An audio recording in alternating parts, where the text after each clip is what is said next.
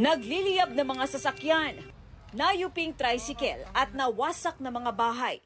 Ito ang bumulaga sa mga taga-barangay Isabang sa Lucena City, Quezon.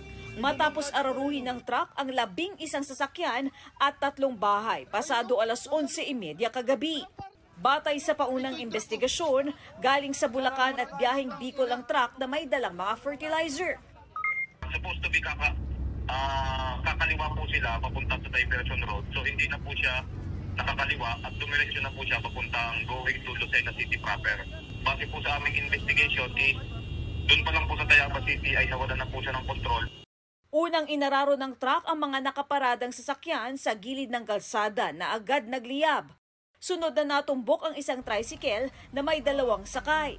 Nagdire-diretso ang truck at inararo rin ang mga sasakyang nakaparada sa gilid ng highway hanggang nasalpok ang 3 bahay.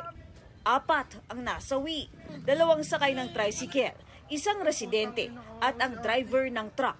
8 naman ang sugatan at nasa ospital. Nakikipag-ugnayan na raw sa mga otoridad ang employer ng truck driver. Patuloy ang investigasyon sa disgrasya.